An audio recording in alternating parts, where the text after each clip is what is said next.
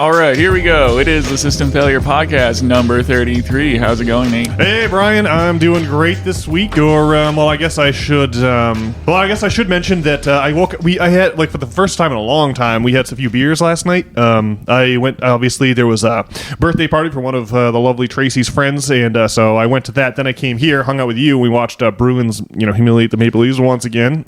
So we're talking about a couple beers. That's it, but I still felt like when I woke up this morning, I could just tell, like I had that ache behind your eyeballs, that feeling, oh, I've been poisoned, I mean, just like the first time I'd had a whiff of booze in a long, long time, and man, I just can't believe how sensitive I am to the evils of that, the devil's own concoction there. Well, my prediction was that I was going to feel better than if I had gone to the BK Lounge. Yeah, well, I mean... the food that comes out at the McDonald's is really going to have you. You can get a hangover just from eating it at McDonald's. Well, I mean, alcohol is like a predictable hangover, and it's just messed up how like eating at the Burger King makes you feel. Like it's just insane. At least if you have a few drinks, you get your buzz on and feel good, and the punishment fits the crime. But it's just not the case with the fast food, huh? Yeah, I don't know. I think that I'm just going to have to use a little bit of weed for my recreational purposes. This alcohol is just, man, it's a real road to nowhere now. I suppose if you were hanging out, there's a certain time and a place for the booze, but maybe that's for younger folks. I don't know. It really, if you haven't gone off it for so long and then, tried some last night, oh man. It was fun while, we were, sipping those Guinness and watching the Bruins, but it was not so fun this morning. And again, not like a catastrophic hangover. You can totally function and seem normal, but I can just tell poisoned, something's not quite right. I don't feel as resplendent as I normally do. Well, if you listen to Huberman talk about alcohol, it's like the worst thing of all time. Yeah, I did listen to Huberman's, we had this on the podcast, 10, 15 podcasts ago, Huberman's opinions on weed, but I do have the link I have here is from Fortune magazine, but it's a write-up of a recent study showing that, and I'll just read you the headline here, recreational cannabis use may lower your risk of cognitive decline, study says. Article dated April 19th, 2024. So that's interesting. I feel like I've heard a lot of like. I remember in The Office, there's a certain scene where Stanley, the grumpy man, says that he has a glass of wine once a week for the antioxidants. And there are like a lot of studies out there. You'll see them on like the Today Show or some clip on USA Today or something. Oh, studies show that a little bit of alcohol actually can improve. But then I guess recently that all turned out to be just bunk. Science is often like. So many scientists are hired by corporations to come to a certain conclusion that you have to be careful when it's like, oh, chocolate's good for you, oh, alcohol's good for you. And I wonder if these, I don't know to what extent these, marijuana studies are the same, because is there enough corporate momentum behind marijuana studies to where they're paying companies for these kind of pseudo science, this corporate science? Or is it the case that we just have had such a wrong impression about marijuana for all this time that really we are learning about it and finding out about it and discovering that it actually does have some possible benefits? But I don't know. What do you think, Brian? Does it seem plausible to you that marijuana use over the long term could possibly lead to a lessening of the deleterious effects of age, where you see a mental decline? Can it maybe flatten out your mental decline a little bit to where it's not such a precipitous drop off? Well, the bit about like how some alcohol is good for you always sound like nonsense. It always rung hollow, and it sounds like people just want to drink their wine. Yeah. And it's just obviously alcohol is not good for you. Now smoking weed, I don't know. I think if I was like old, I could get behind smoking weed maybe, and maybe it helps you stave off the Alzheimer's and that kind of situation. I guess I don't think that like smoking weed is not like super like wintery behavior. I mean, I guess it's good if you want to make a podcast, but I mean, if you want to like play on the Boston Bruins, right? I don't know. I mean, isn't weed use like rampant in the NFL? Isn't that something that's that the top tiers are using virtually every single game all the time? That's what I've heard. I mean, obviously the NFL wants to burnish its family-friendly bona fides while at the same time pushing a massive, making crazy amounts of money off gambling. But But that's what I hear when when players like get a chance to sort of speak in an unofficial capacity, like off the record, maybe a hot mic, or they're talking colloquially with their buddies on a podcast or something like that, Well, it's hard to imagine Tom Brady like lighting up a massive spliff. Yeah, but didn't like Marshawn Lynch say that he ripped bong loads before every game or something? Like, I think it was Marshawn Lynch. I can't remember who it was who was explaining that. You're right. Like Brady's trying to make split-second decisions, but a wide receiver doesn't have a lot of decisions to make. He just has to be able to lay out and snatch that ball if the quarterback should choose to throw it his way. So maybe you're right. I mean, it does seem like if you need to make your way through a bunch of progressions in less than 3.5 seconds, it really seems like we would be an unfortunate thing to have happen to your brain before that, especially if the penalty for not unloading the ball in a timely fashion is to get destroyed by some kind of massive defensive end. Well, I think a lot of NFL players do smoke the weed, but I mean, part of the NFL is just being like an insane physical talent or specimen or both. Yeah. And so, I don't know. I guess it's a good point, but on the other hand, I'm sure that Tom Brady doesn't smoke the weed. He doesn't even eat strawberries. Yeah, I doubt it. Yeah. Well, yeah, it's definitely an interesting. I guess I know how much I should be smoking weed. I mean, how much I should be drinking alcohol, and that's 0 based on how the inside of my eyeballs felt this morning. But I just have no idea how much weed is advantageous to smoke. I don't think the number. I don't think the number is 0, and this Fortune article, lends credence to that fact. But I guess we'll have to continue to feel out, or at least I'll have to continue to feel out what's the proper relationship to have with weed. It's so cheap, and its impact on the body is so light, and its impact on the mind is so profound. I feel like there's got to be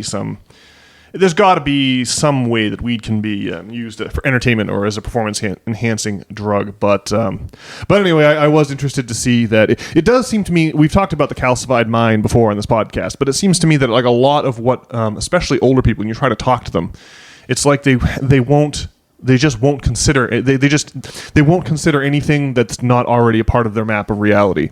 And I think weed is really useful for that. Like you kind of become agnostic with respect to reality, and that makes you willing to entertain new ideas. And in a society that's changing faster and faster and faster, from a technological perspective, certainly, but also just the evolution of society is sped up by instantaneous communications in a way that if you had to wait 3 months for a letter from England to arrive, society just can't quite change and move as fast. And when there's a huge delay, the huge buffering time between communications.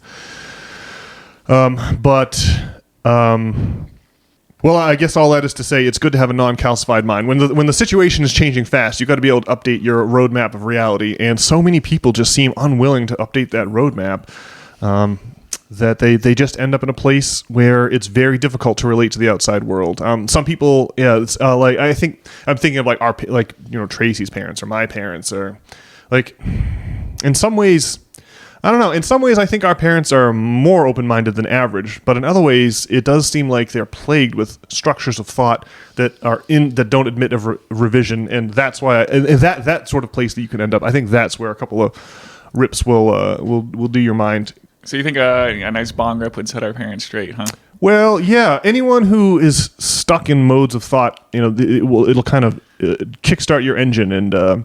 It'll engage the four-wheel drive and get you some traction so you can get out of the mire of a calcified frame of reference. The ability to hop reference frames to camp and decamp, as the inimitable Eric Weinstein always puts it, I think is going to be crucial as we try to figure out what the hell is going on in reality as our old structures that we use to comprehend reality decay all around us. So that's what the Fortune article had me thinking about this week. I think maybe the weed is like a young man's game and an old man's game, but maybe not in the middle. Maybe you're right.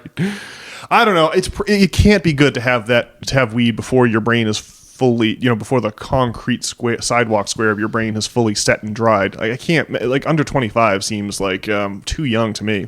I'm glad I waited till I was like 30 to try it. That makes sense.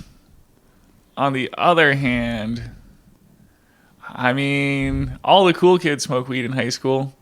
Yeah, I don't know. I feel like I know people who have the weed persona from smoking in high school, where they're like, hey, man, like that kind of... I feel like you can definitely tell the folks who you can definitely tell people that took a shot to the head during their sports careers when they were kids, and you can definitely tell the kids that started smoking weed way too young.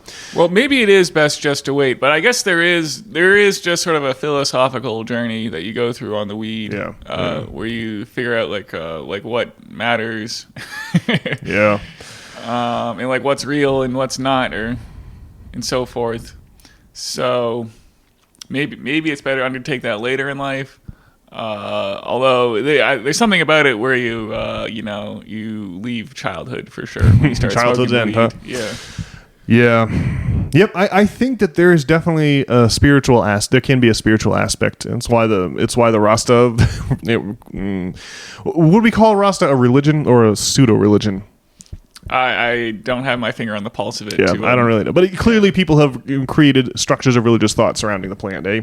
I mean, that part, I think, is like the Hashashins of the Middle Ages, the famous assassins that used, they used hash. That's where the word assassin comes from, Anyway, that's all I got on the weed topic for now. Well, is there more to? Is there deeper? Like, is the primary tenant to pass the duchy to the left hand side, or is there? Okay. So I didn't know we were going to get into this discussion. I should have refreshed my knowledge of the assassins, but they were a real. The people on whom the Assassin's Creed game is based were real, right? Man, I'm gonna have trouble remembering the name of the man who founded the Assassins Guild. Their headquarters was this place called Mamluk Castle, and it's currently being renovated by the Iranian government into a tourist attraction. But it was essentially this mountain fortress in the middle of the desert. Hassani Sabah is the name of this guy. He was The story of Hassan is that he started out life as a student in Cairo, I think. He was a student in Cairo, and his classmates, one of them was Omar Khayyam, who wrote the Rubaiyat of Omar Khayyam, and another one of his classmates was one of these kids who was going to go on to become the Grand Vizier to the Turkish Sultan. The Turkish Sultan, I think it was the Turkish Sultan, one of these, Muslim powers, the Middle Ages. And so Hassani Sabah uses his friend to get a job at the court of the Turkish Sultan. He uses his friend, the Grand Vizier. But the guy, he's kind of like a trickster. He's not someone that's gonna. He's always looking for the shortcut, the way to get ahead without working. I don't really know how else to describe it other than the trickster archetype. And he got kicked out. He would disgrace himself. I can't remember exactly what the details were, but his buddy, the Grand Vizier, said, "You got to go, man. You just have to get out of here." So he went from Egypt to the court of the Turkish Sultan to the deserts of Iran, where he took over this mountain fortress. And the way he would, drugs come in here because he had a way of using drugs like hash or marijuana or something to alter the minds of his initiates such that they would be willing to lay down their lives for whatever his command was. So one of the stories about Hassani Sabah is that he took his most he had these people. The assassins acted as a stateless force for hundreds of years in the Middle Ages, and they were able to do what they did because Hassan could send his assassins to kill any ruler. There was nothing that the kings could do to protect themselves against someone who wanted to assassinate them, and was willing to give up their own life in the process. So, a story about the assassins is that Hassani Sabah, he approaches his most promising student, like the student in his class. He's got a graduating class of initiates into the Assassins Guild. And his most promising student, he says, "I want you to help me with a lesson for the rest of the class. I'm going to make it seem like you've been beheaded. So we're going to dig a hole, and then cover that hole with a Persian rug, and then cut a hole in the middle of the rug to put your neck through. And we'll also have a plate with a hole in it, so it looks like, and it will put pig's blood all around. So it will look like your decapitated head is sitting on a plate and talking and blinking and looking at people. And it will look to the students. It'll look for all the world like you have been killed." As a demonstration of how the assassins work. And the students would believe that Hassan had special powers because the decapitated head of their most promising student would be talking to them, saying, "Yes, you must sacrifice yourself. It's the way to succeed here is to sacrifice yourself." And then the story goes that the scene's pulled off. The students are amazed at the decapitated head of the top student in their class is talking to them from beyond the grave about how important it is to sacrifice your everything for Hassan's least word. And then to complete the illusion, the students all leave the room amazed at what they've seen. And to complete the illusion, Hassan then betrays his best student, actually chops his head off, and carries around the decapitated head that the students had thought they had already seen and that had been talking to them, but as a way of showing that he had these divine powers, and there was all this framework of what would happen to you if you sacrificed yourself for the assassin. So you can look all those up on Wikipedia. It's really bizarre history. And the speculation here is that part of the way that you destroy the egos of your initiates such that they become perfect implements of your will is to hit them with drugs that dissolve their egos, something like hashashine or hash. So that's the assassins. I think the hashashines may have been I can't remember if it was marijuana or hash or whatever it is, but the word hash is where their name comes from, where the word we have today, assassin, comes from. So it just goes to show you that these drugs, even though we pretend that they're, that we're not supposed to talk, pretend that they're black market, pretend that they're, off limits, all of our society, you can just find story after story like this, where everything about our society, if you scratch the surface, you'll find these psychedelic drugs just under the surface. It's amazing how often one turn of the shovel will turn up the influence of psychedelics on the grand course of human history. So yeah, that's where the word assassin comes from. And those are my latest ruminations on the value or disvalue of weed. I don't know. I just feel like feeling the pain from alcohol makes me appreciate the value of weed so much more on this Sunday morning, Brian. So that's all is a bit of a far cry from like Rasta culture. Yeah. I don't. There's not much in common with the assassins and Rasta culture except for the weed. Well, is like assassin culture in the hashish and like that's not a tradition that's still around, then, is it? No. I can't. Again, I should brush up on my history of the assassins. Is Rastaism somehow related to these people? I do not believe that's the case. Okay. I think this was something that happened during the Middle Ages, and Wikipedia mentions that the unique thing about the assassins were the fact that they were able to run this empire without any actual territory, which is incredible. It makes the assassins sort of invisible in the pages of history. Ever since the Treaty of Westphalen in 1648, we have the game Sid Meier's Civilization, right? Well, that whole game comes from inside the paradigm of the Treaty of Westphalen, right, where all of the land masses of the world are whacked up into countries, and these countries have borders, and you're not allowed to cross borders and influence people on the other side of them. So that means that the assassins wouldn't have a playable character in Civilization, or they don't have any territory. They don't fit the model that you play in Sid Meier's Civilization, where you have a city and the city is surrounded by territory and you're trying to always expand your territorial borders. And prior to the Treaty of Westphalen in 1648, the world just wasn't organized the way that the makers of Sid Meier's Civilization assume that it was. And so I may have already said it, but that makes the assassins invisible in the pages. Having no territory, having no cities makes them, there's just we don't really understand a civilization that has that description. So it doesn't really make it into the pages of history the way that it should. But it sure makes for a cracking video game series. I always enjoy those. I see. Yeah. Well, maybe we can start our own invisible cult that eludes the pages of history and yet has a great deal of influence. Yeah, that's the whole plan here on System Failure. All right. All right. Well, Brian, the other thing I've got today is I came upon I came upon the Federal Reserve's data for the number of homes per capita. And again, just like the Fortune article about marijuana, I'll put the link into the show notes. But the punchline here is that there are, in 2024, more homes per capita in the United States than there have ever been since the Fed started keeping track of this data.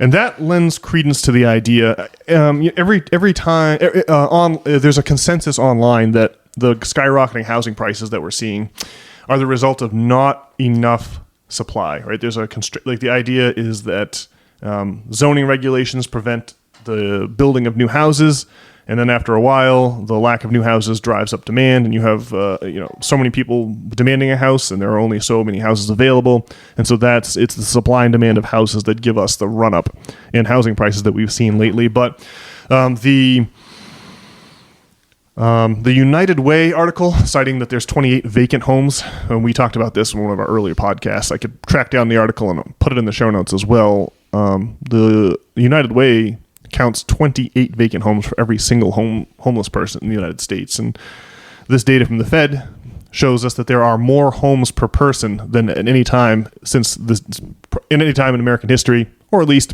at any time since the Fed started keeping track of this data.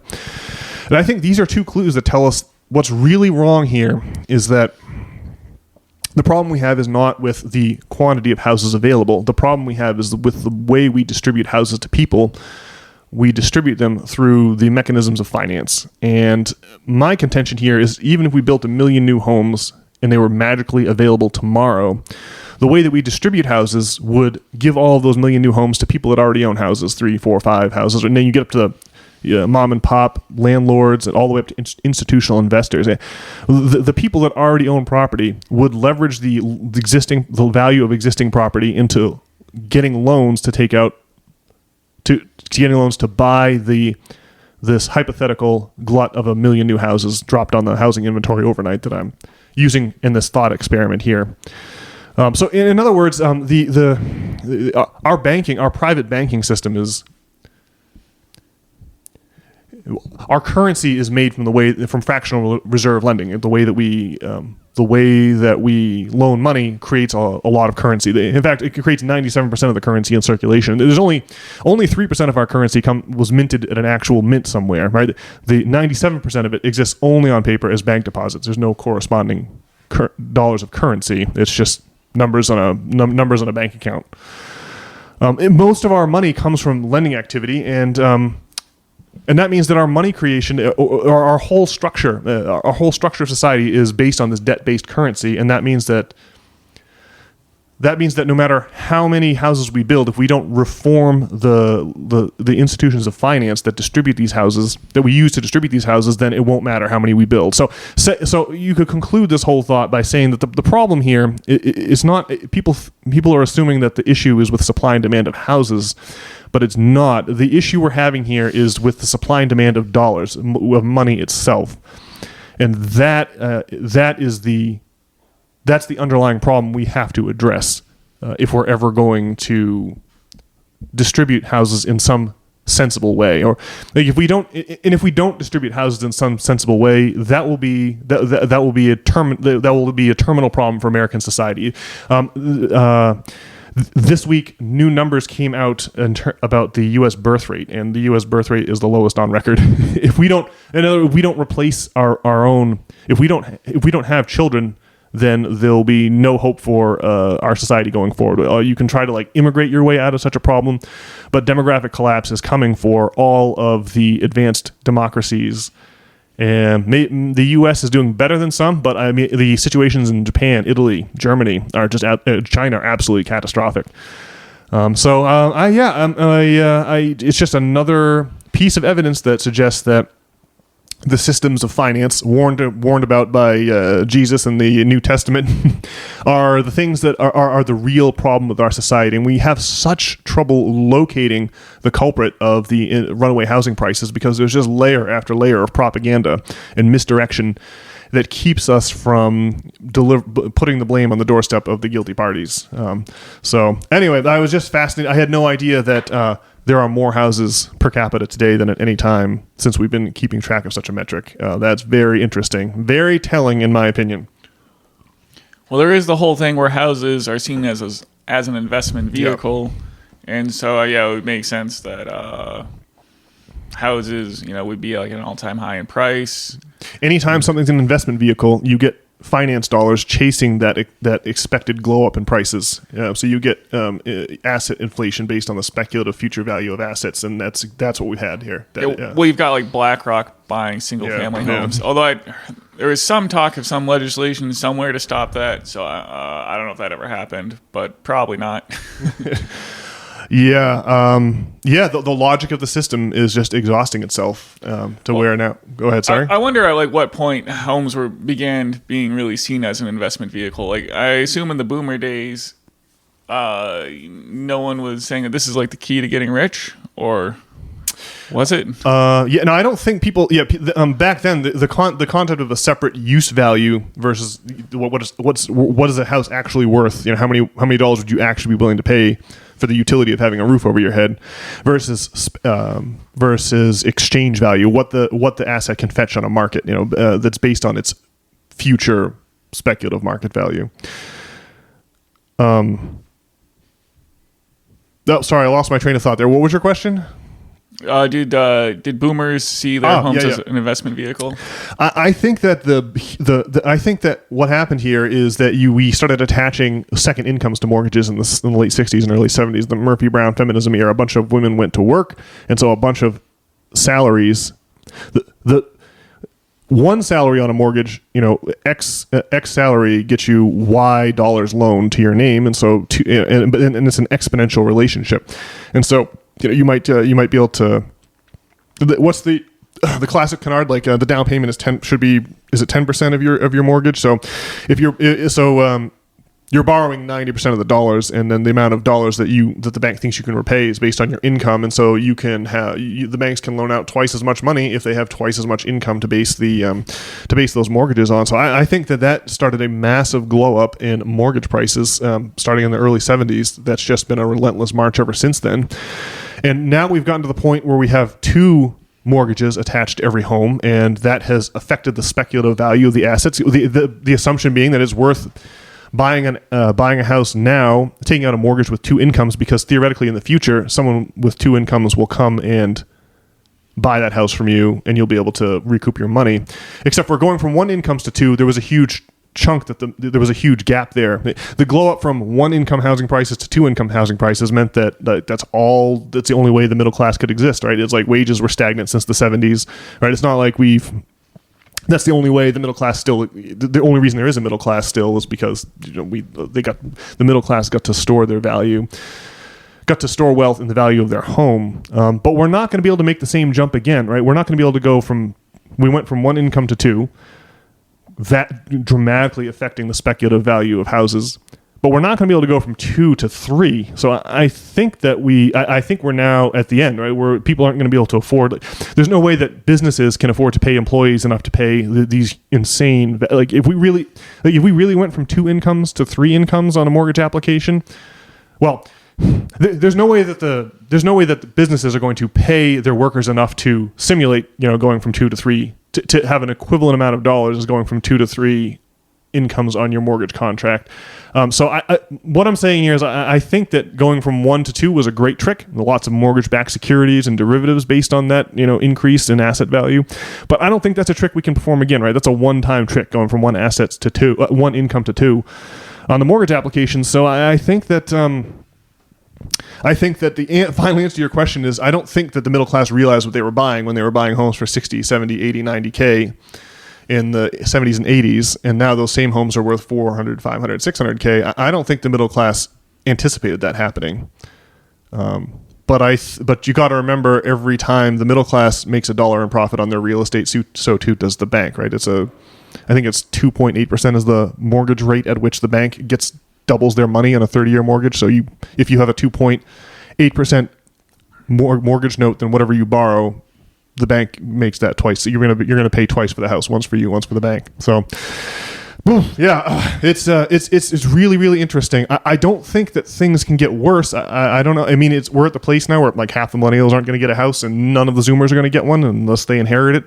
At what point is that going to have political ramifications at the local, state, and federal level? The thick layers of propaganda that separate us from an understanding of how the apparatus of finance works and how it deranges prices in the economy is something that, well, it's a huge. If you're trying to delay as long as possible doing something about the finance sector, the finance, insurance, and real estate sector that's cannibalizing and parasitizing the entire economy, then that's the thick layer of propaganda that prevents us from seeing that is a huge boon to the banks that are making crazy amounts of money off all the rest of our backs. Well, the middle class is like, a historical anomaly, and we're reverting back to the mean. And, we want like what the boomers got without, the same American dream that they got without, having to work very hard or just working at, the post office for 50 years. Well, you could say, you could say it's a historical, the period in which people were getting an unusual amount of the value of their own labor returned to them. That's the middle class, right? Usually, all the businesses are arranged in such a way that they're not going to be able to. Every business has to pay their employees less than the value of their labor. And it's not just that they have to cover overhead; it's that they also want to be profitable. Labor costs. You don't pay your employees based on the value they provide to your company. You pay your employers based on the prevailing conditions in the labor market. And the difference between what the labor market, the least you can get away with paying people, and the value of their labor that you're reselling like a ticket scalper is that's the margin that the Marxist tradition suggests is exploitative. I don't know. It does seem like we got to a place in the 1950s in America where life was unusually good by historical standards. And I think that's just because I think that it has to do with World War II and the distribution of resources and the bombed out nature of the rest of the first world. But I don't think that it's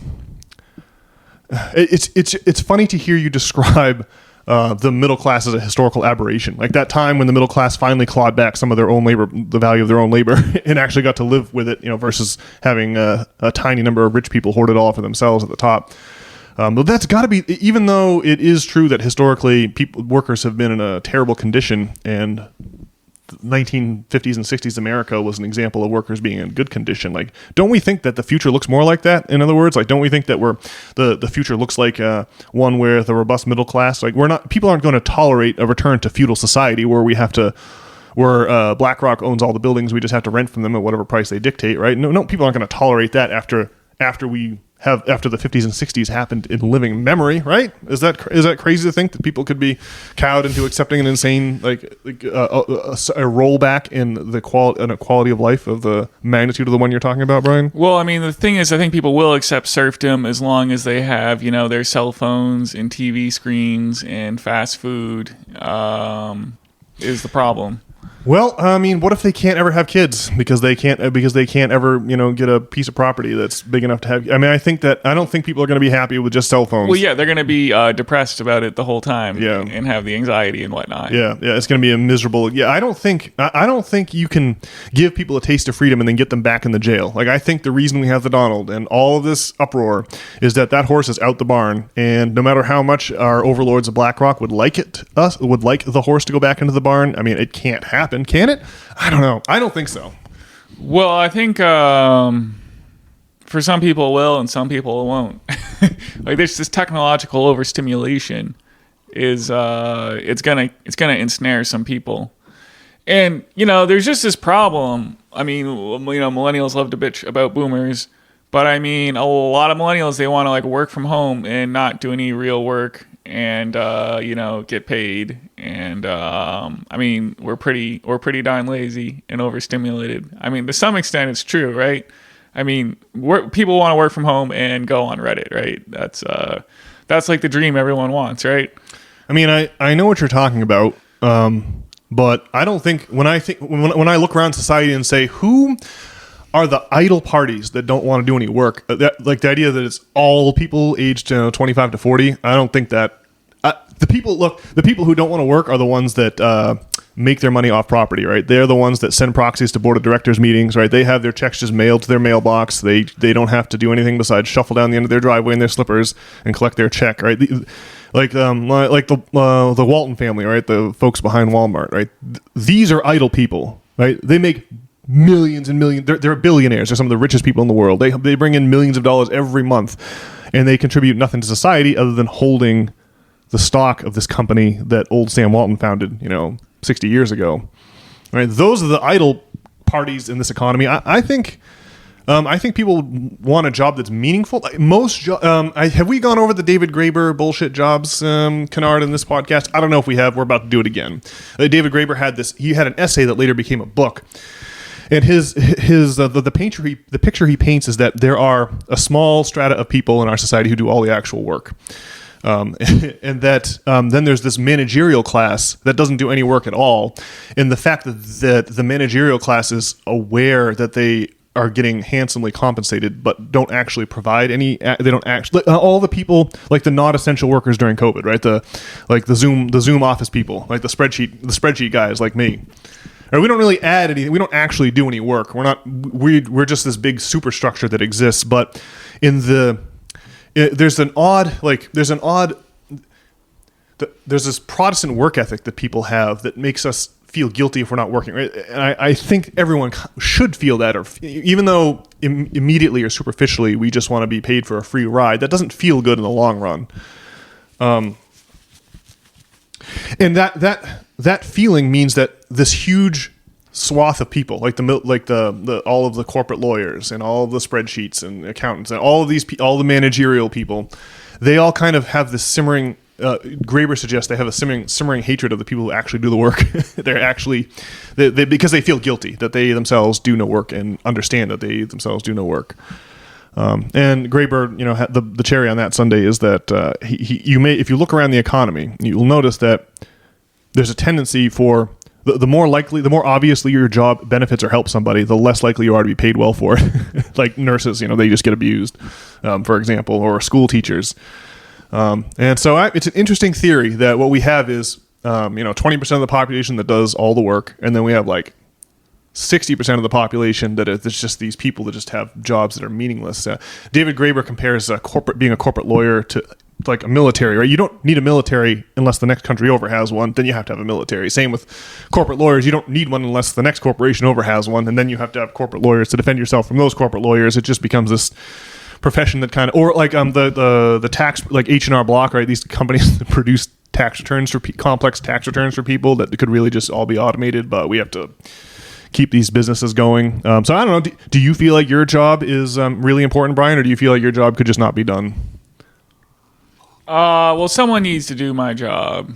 Well, there's just the thing where, the Waltons, I'm sure they sit around and, don't contribute very much other than they're just helming this crazy, ship empire. Well, they're not helming it at all, right? They send proxies to the board of directors meetings to helm it for them, right? They hire CEOs to helm it for them. Well, in any case, they're in charge of this crazy ship that they've got going on. But I don't know. It's really easy to, sit around and smoke weed and bitch about the Waltons is the thing. And then ultimately, set yourself on fire like our boy from last week. Yeah. And I think that is not, that's, not a winner's mindset, man. I don't know. I think if you're like an able-bodied person anyway, especially if you're like a male, you probably, should be going out there and trying to do like things that are hard, right? Mm. And this technological overstimulation is like a real problem. And ultimately, self-mastery is going to be the name of the game. And it's good to know what's going on with the rich people in charge, but I think there's just a bit of there's some kind of trap there, and bitching about the status quo rather than just adapting to the situation. I guess that's my opinion. It's a point that ought to be made. You don't want to just get lost only in the gloom, but on the other hand, you don't want to just mindlessly pay $500,000 for a $60,000 house either. That's just that'll just change your whole life. It's like. When you get to the point where in order to have an economy, in order to have a debt-based economy, it has to constantly expand, right? In order to pay the Waltons to do nothing, right? We have to constantly expand the economy, and we're just coming up against some of those limits of growth. And so I don't know. I can't just it can't just be okay that there's all these toll booths that don't, like a toll booth on a road isn't helpful for the functioning of the road. It's just a way to collect. It makes the road function worse, as a matter of fact. It's just a way to collect, to collect revenue. And I just feel like we have all kinds of those sorts of things, like the Walton family, right? They didn't set up Walmart. They just get a cut of every Walmart transaction just by dint of owning the stock from all those years ago. So, yeah, I don't know. It does seem like we have people eating our lunch for us. And on the one hand, you can't obsess only about that, but to also pretend it's not happening or bury your head in the sand or keep just trying to make more lunches while other people eat them for you. I do think that, I think we need to, you just need a process of, as circumstances change, you have to change your system to suit the new circumstances rather than try to preserve an old system to benefit the beneficiaries of that system and never have the sort of conversations that we need to make the changes, to make the in-flight modifications we need, the course corrections we need to not have this plane crash land on us. So, I mean, I do agree. Like I think the Stoic message is definitely applicable. You can't let it debilitate, demoralize you, or demotivate you. But on the other hand, we have to record a podcast on Sundays and call out the people that are eating all of our free lunches, because there's only so many free lunches, and we're getting to a point where we just can't feed all the parasites anymore. And all this is because I just don't think that the millennials are the parasites that are worth talking about. The real parasites in the system is the fire insurance and real estate sectors. I don't think we're really like the parasites. I just think we're like overstimulated, and we have there's just a lot of your vices are so readily available to you. Is like the issue. Yeah, definitely. It used to be that you could when you found sugar, you better get it while the getting's good. It would be like the high summer and there'd be berries or whatever. But now sugar's available and you have to be your own gatekeeper. Otherwise you'll just be killed by sugar. Right. Well, back in the 90s, it seems like, like sugar, like not eating too much candy was like all you had to worry about. But with the advent of like cell phones and high speed internet, it's a whole nother weed level legalization. Problem.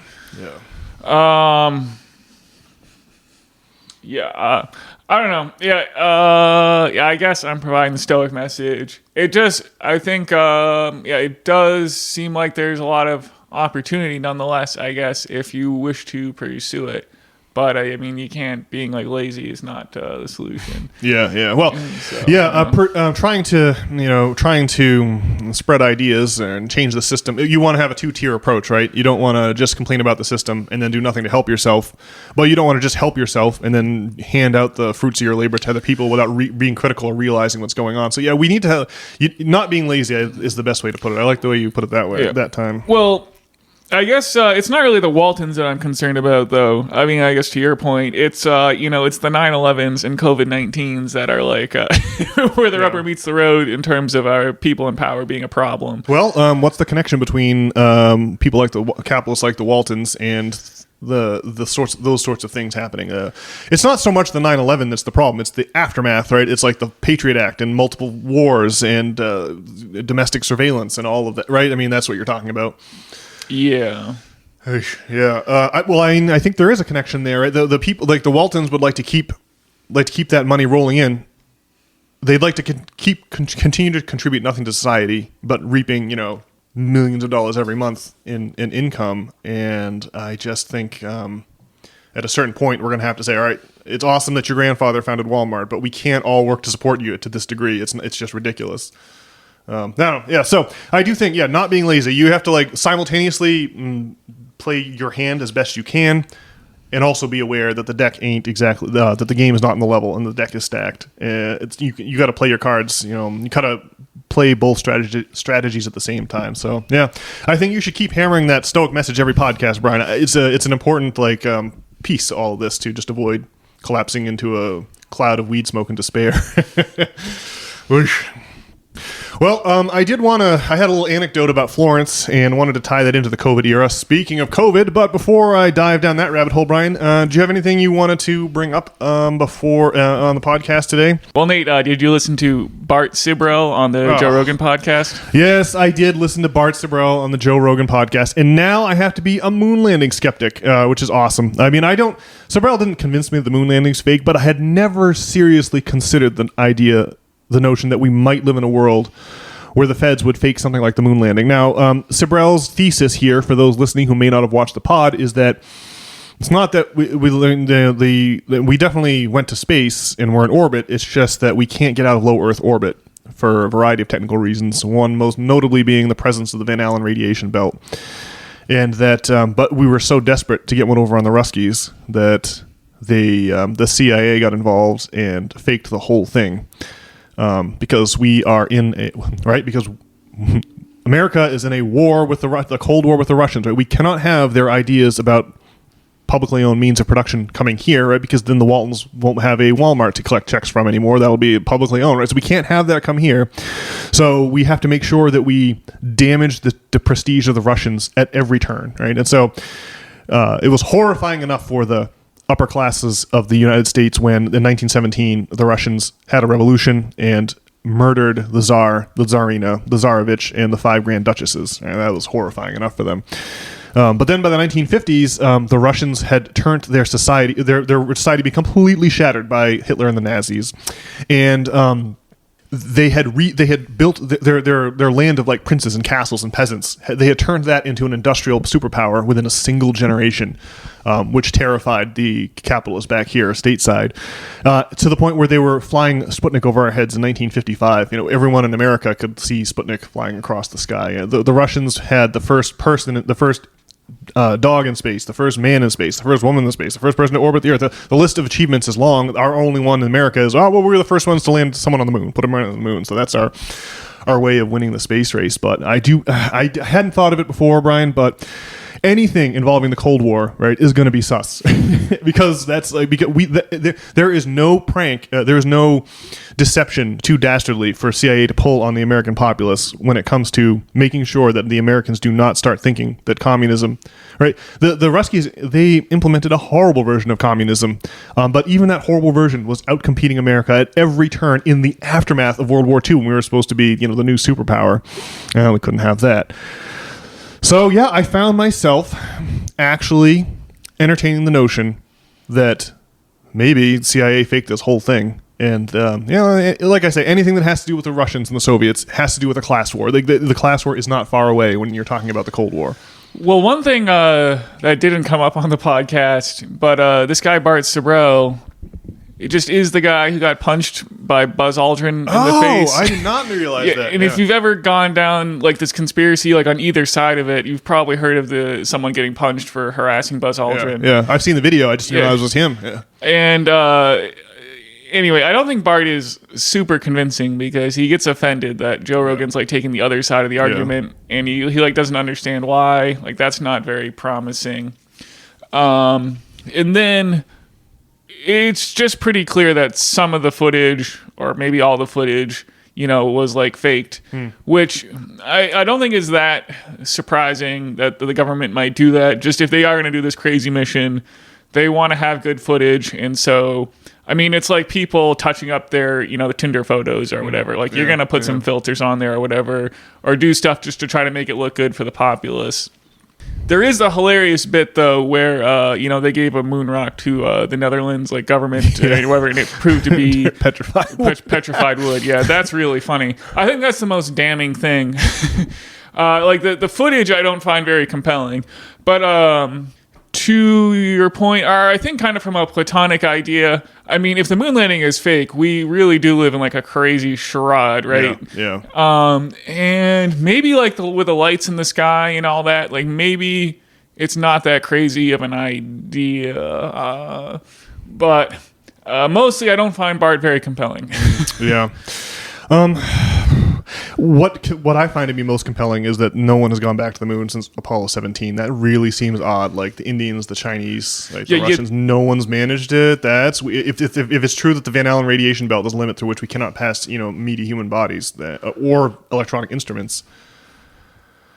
Sheesh, yeah, that it would make sense. I don't know. So yeah, it's interesting. See, this is the opposite of having a calcified mind. Right now, I have this decision tree where I have to. It's sort of like Schrodinger's moon landing. Right? I have to sort of keep them in my mind. It's both like real and not real. Like I don't know. Like I just have to be agnostic and live with agnosticism now. But man, one thing I guess probably the other compelling thing is Bart Sibrel. He's saying that like Fox like kept contacting him, or all these like TV producers. They want to get in touch with him to make movie or documentaries. And then, so they go to start doing it, and then the producer calls them back and says they have to cancel because they got threatened by the government. And so, I mean, that seems plausible. It would definitely support that there's some truth in there going on. And then he also has a crazy story about how the government like came at some CIA agents and they drugged him up, and he started like hallucinating, and then. He peed in a cup, and then like someone broke into the office, the drug testing lab, and stole his urine sample. So his story was that he had the tape with like the faked like a tape. He had a tape of his documentary. Something funny happened on the way to the moon. Whatever his documentary is called. Yeah. And like he was taking this to CNN. I guess people were following. He was at his church, and like people were following him. So he decided just to hightail it straight to CNN headquarters and drop off his tape there. And like he got followed and then kidnapped from CNN headquarters by government operatives of one kind or another. And then they dosed him up with some kind of truth serum to where he was vomiting and hallucinating. And so he, like you're saying, he peed in a cup to try to preserve the evidence. And he put the urine sample in someone else's name. But then the testing lab got broken into, and only that specific sample got stolen. At which point the testing lab said, "Please don't. We don't take your business elsewhere. We don't want anything to do with this." It was wild stuff, man. This is what he says. So, well, he's either extremely crazy or like extremely on point. It's hard to tell the difference, isn't it? It's hard to. It's hard for me to give him the benefit of the doubt that he's on point. But if these stories about like are true about like these government operatives coming after him, that would just be a really crazy, bold-faced lie. If he just made something like that up, but it could be. But I mean, if it turned out that we did live in an insane theater, I don't think it would be that surprising. And the lights in the sky suggest that maybe we do live in an insane theater. Yeah. So. That's my opinion on old Bart. Let's just say we have no idea and leave it at that, huh? Right. That's how I felt after the podcast. Man, I really got no idea what's going on out there. Everything you thought you knew turns out to be a charade pulled over your eyes to get you to keep spending into the system, to keep going to work. Ugh. Yeah. Well, is that all you had on your list for today, Brian? I have one more item. If we've exhausted yours already. Go ahead. So we had this bizarre situation unfold in Florence. And obviously, the crown jewel of that city is the Duomo, the famed, the huge cathedral with the big dome. That's the calling card of Florence. But right next to the Duomo, there is a campanella. And a campanella, the definition is a bell tower that's not attached to the cathedral, so it's a couple feet away. But it's this big square tower. The campanella, the bell tower, Giotto's campanella. And so Trace and I, we went into we did the entrance, the side entrance to the cathedral. They lead you up to these weird stairs, in the middle of the two double domes and all the way up on the top. Spectacular view. Looks like it reminds me of playing Assassin's Creed up there, from when I would play the Assassin's Creed that takes place in Florence. And that was all well and good. And then we, left, we came down the stairs, and then now we wanted to try to go up the campanella, which is almost as high as the cathedral itself. But the kid out in front of the campanella was vociferous, whereas his counterpart in front of the Duomo didn't really care. It was just like, yeah, whatever. Scanning green passes, and here's some American vaccine cards, go ahead. He looked carefully at my vaccine card and was like, "Oh, well, you not had a shot in the last 30 days, so you can't go in the campanella." It's like, my guy, we just came down from the Duomo right there. I mean, really, you're gonna deny us? So we never ended up going up the campanella, but it sent a chill down my spine. It gave me the willies because I got a whiff of what it's like to be on the losing end of a two-tier society. We couldn't. There was another time we couldn't eat at a restaurant, and then in order to get into the Uffizi Gallery, we had to go get a spot COVID test. One of those quick rapid tests. But it sure was I got a taste of what it means to be told you can only use the colored water fountain, or what it means to be one of these stores that had the Jewish, the yellow Jewish Star of David, during Hitler's Germany. It really is. It's incredible to me. So many of the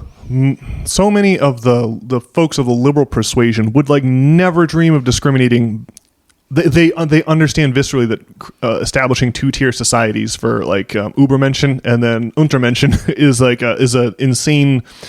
Well, that it's they're supposed to have a visceral reaction like a phobia to create the creation of those two-tier societies. But it was wild to see how you just have to scare people a little bit. I mean, just terrify them a little bit. And they will go right to discriminating on people. Like, it wasn't me. I had the J&J shot, just that there weren't any boosters. But like, you can't. But folks who were reticent to accept an experimental, medical injection, you can't discriminate.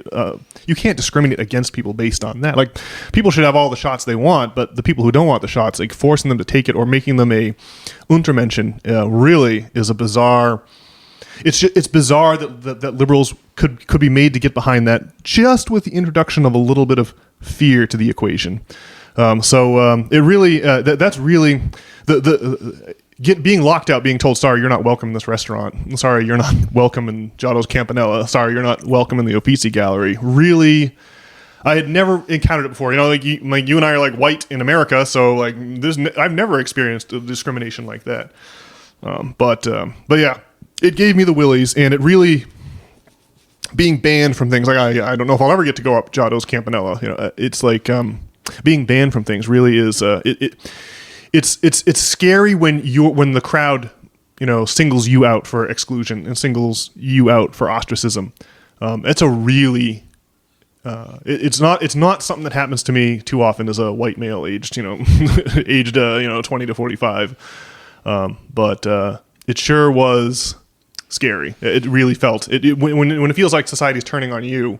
It really is a disturbing and upsetting feeling. So I just wanted to share the emotions that come with being one of these Untermenschens in Hitler's Germany. Well, it's a chilling tale. Yeah. It's maybe not as surprising as it should be. I mean, if I hadn't gone through 9/11 and seen how people reacted, it would be more surprising.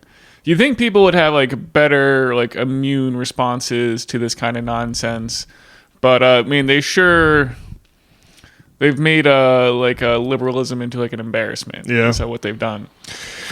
Well, you got to be bold, right? You got to be brave and you cannot be so afraid that the introduction of a little bit of fear causes you to abandon all your principles and embrace something awful like a two-tier society. Really, yeah. It really goes to show you got to be strong, and you can't let people inflame and exacerbate your fears because if you do, then they control you. Essentially, seems to be the case, right? I remember just being out here on Congress Street during the thick of the COVID, and I was just walking by someone. The guy was like too close or whatever, and I just can't. He was just spazzing out, and oh man, cowardice, man. It's ugly emotion. It would be one thing if it was like smallpox, and you got like a hideous deformation and death from this disease. It worked with like something that's like a cold or a flu. Like that's the same. It's like what's the risk profile? It's comparable to the flu, right? It's not especially for younger, healthy people. It's just not a risk. I remember I was our venerable Governor Mills here in Maine. I like to call her Commandant Mills. She tried to mandate masks to be worn like outside in the cities. So I stepped out onto the sidewalk here on Congress Street, and I remember some guy was like, "Where's your mask?" as he walked by like the day after that, and I was like, "What?" Really, another terrifying example of the use of state power, right? I mean, the idea that like wearing masks outside, there is no science behind that whatsoever. It's just whatever they think in Augusta, we all have to do. Or the guy on the sidewalk thought that way. I just like, well, they can write all kinds of fun signs and notices up in Augusta. I mean, I'm doing it. that's what I was thinking. But man, well, this invasion into like our medical privacy is like really wild. Especially just if you look at like if you go to like Walmart and have a look at what people's health is like, and you have to be lumped in with these people and how you take care of yourself. It's really, really crazy. Yes, we'll never. You would think that like Nazism was like a thing of the past, but people like instantly fell for it. Yep. People, I've heard the opinion expressed several times that like we got to watch. Chris Hedges is always on about this Christo-fascism. You got to watch out because the Christians are the one who are going to impose some kind of a Nazi system of control on us. But man, it wasn't from the Christians at all. It was from the stirrings of totalitarianism, the stirrings of fascism are coming unbelievably to my 2006 mind. I couldn't have seen this coming in a million years. That the calls for state control and for a two-tier society and for totalitarianism coming from the left, really bizarre. Yeah, well, the Christian right was a supporter of George Bush in the Iraq War. It was part of an unholy alliance, and so to that extent, you can kind of see how it happens. But there's something about the left and the technological oversaturation of which we spoke before that really makes the Nazism sink in deep. Yeah. And then there's the other thing. Whereas you have Maine's own Chris Hedges worrying about the rise of Christo-fascism, it's like we're also seeing like a renaissance in Christianity or something like that. Like I've just seen recently Ava Vladingerbrook, Russell Brand, Tammy Peterson, all kinds of people getting baptized into the Christian church. I'm not likely to get baptized in the Christian church anytime soon, but I will tell you this, the realizing that the metaphor of death, of sacrifice, death, rebirth, and redemption being both an analogy for psychedelic drug use and for debt forgiveness gives Christianity a new relevance to the modern era that I think has been buried since the fall of the Roman Empire. It was one of the main, bailiwicks on this very podcast. But I definitely have seen since the 2006 days when I was one of these new atheists. Man, it's like. It's amazing to see to have now 20 years later Christianity be rehabilitated, and man, it's like and to see science elevate trust the science, right? This is really science is the opposite of trust, right? Trust and science are the exact opposite concepts, right? So like trust the science is really the elevation of science into a religion. Like, I mean, I was like a new atheist in the 2000s. Like I'm like the science like I was like a science person then, and like real science people, not people like there's people who have elevated science into a religion, and that and so doing have made themselves implements of whatever the two-tier totalitarian response to COVID was that we had. But I don't know. I mean, if you're real science people like me, who science was my thing in like the 2000s, it's not a religion, right? You don't trust it. That's the Fauci cannot be themselves the science, right? Trusting science is the total opposite of what you actually do with science, and it's like people have replaced the religious shaped hole in their body with science, with scientific authoritarianism, but without realizing it's a contradiction in terms. So all in all, it sure was an eye-opening experience living through the COVID era, and you were always worried about what thing are they going to trot out next, because they have to tighten control. The more ludicrous the economic scoreboard is, right? The more extreme measures to keep people focused, to keep people playing the game and not saying, wait a second, this economic game is rigged, unfair, and we're not playing it anymore. We got to forestall that from ever happening. So I do wonder what the next thing they're going to trot out for us is, and I feel like we're going to have to trot it out this year because it's an election year, just like 2020 was. And as the situation unwinds here in the run up to November, I just wonder what rough beast slouches toward Bethlehem. It's going to be, I think it's going to be interesting. Well, we're down to 6 months now, right? It's about to be May next week. And so we got 6 months to go for another fraught election cycle. Well, I think there won't be like some shocking scandal because the establishment's in charge, right? And so they want to keep the shocking scandals to a minimum. Even if people start voting for RFK? Yeah, I guess I don't know. We'll see. I think I don't know. It's hard to imagine RFK like actually winning. I'd be awesome if he did.